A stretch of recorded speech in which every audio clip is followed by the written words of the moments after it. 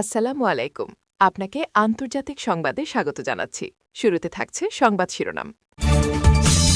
Iran ইসরায়েলে ২,০০০ ক্ষেপণাস্ত্র হামলার হুঁশিয়ারি, আতঙ্কে নেতানিয়াহু।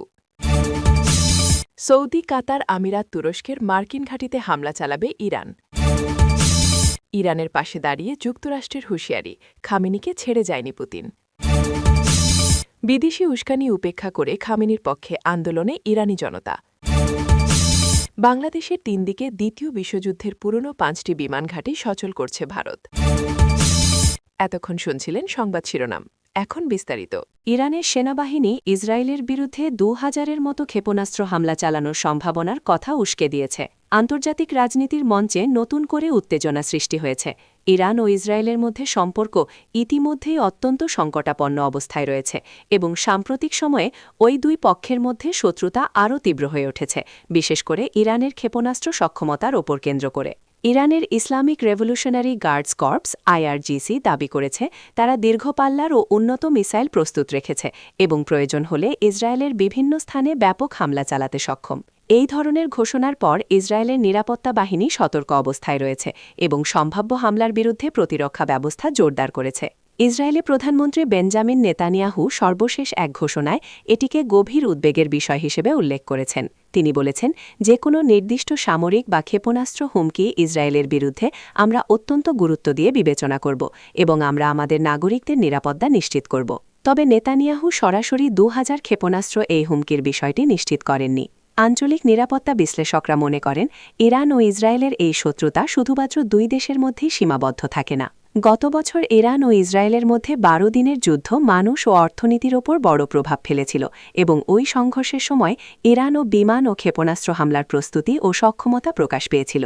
বিশেষ করে ইসরায়েলের প্রতিরক্ষা ব্যবস্থায় ইরানি ক্ষেপণাস্ত্র প্রতিহত করার জন্য ৩ স্তরের সিস্টেম থাকলেও তা সবসময় শতভাগ সফল হয় না বলেও উল্লেখ করা হয়। পূর্বে ইরানের ব্যালিস্টিক ক্ষেপণাস্ত্র কয়েকটি জায়গায় ইসরায়েলের আকাশ প্রতিরক্ষা ব্যবস্থাকে ছত্রছায়া করেছে এবং আংশিক ক্ষতি ঘটিয়েছে। এই উত্তেজনার মাঝেও ইসরায়েল বারবার বলেছে তারা কোনো বড় হামলার উদ্দেশ্যে নয়, বরং স্তরভিত্তিক প্রতিরক্ষা এবং আঞ্চলিক স্থিতিশীলতা রক্ষায় মনোযোগ দিচ্ছে। তদুপরি ইসরায়েল নেতারা আশাবাদী যে কূটনৈতিক চ্যানেলগুলোর মাধ্যমে সংঘাত কাটানো সম্ভব হতে পারে। আঞ্চলিক পর্যবেক্ষকরা সতর্ক করেছেন, এই ধরনের মাল্টিথ্রেড পরিস্থিতিতে কোনো সমঝোতা বা ভুল মূল্যায়ন বড় ধরনের সংঘাতে রূপ নিতে পারে, যার প্রভাব মধ্যপ্রাচ্য ছাড়িয়ে আন্তর্জাতিক নিরাপত্তাতেও দেখা যাবে। ইরানে চলমান সরকারবিরোধী বিক্ষোভে যুক্তরাষ্ট্র সরাসরি হস্তক্ষেপ করলে প্রতিবেশী দেশগুলোতে অবস্থিত মার্কিন সামরিক ঘাঁটিতে পাল্টা হামলা চালানো হবে, এমন কঠোর সতর্কবার্তা দিয়েছে ইরান। বুধবার ১৪ জানুয়ারি এক জ্যেষ্ঠ ইরানি কর্মকর্তা বার্তা সংস্থা রয়টার্সকে এ তথ্য জানিয়েছেন।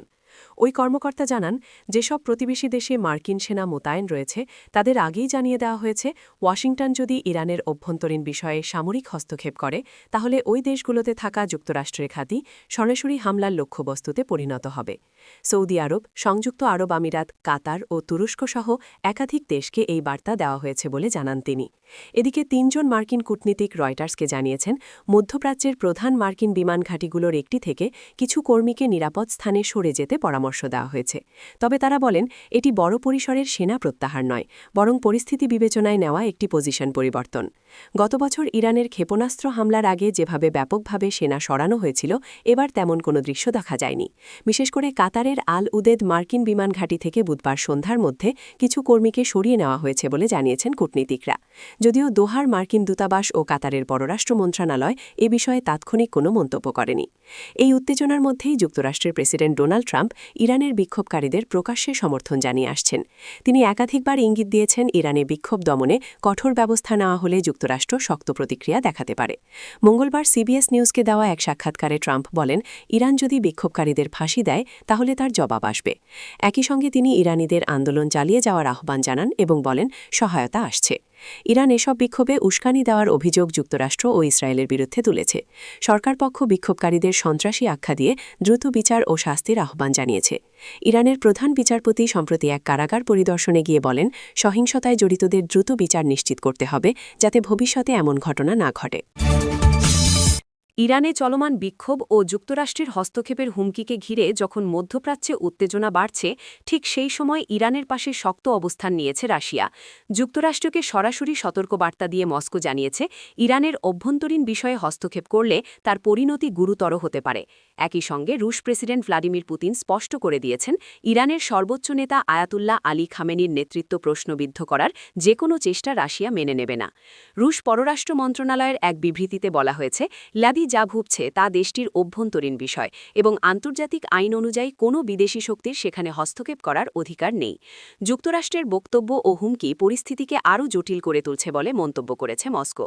রাশিয়ার সরকারি সূত্র জানায় ইরান ও রাশিয়ার মধ্যে কৌশলগত ও সামরিক সহযোগিতা দীর্ঘদিনের।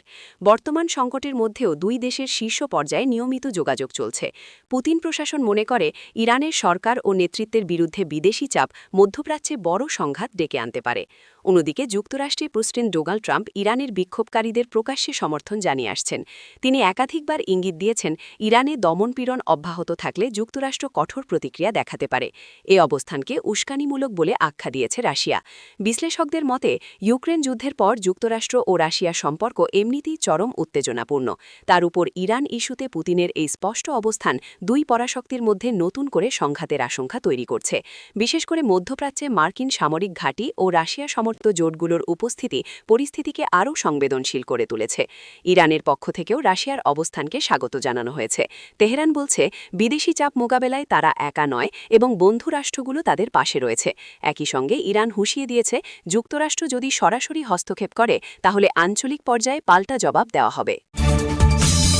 ইরানের বিভিন্ন শহরে এবার দেশীয় জনতা সরকারপন্থী সমাবেশে অংশ নিচ্ছে, যা ইসলামী প্রজাতন্ত্রের সর্বোচ্চ নেতা আয়াতুল্লাহ আলী খামেনির প্রতি সমর্থন প্রকাশ করছে।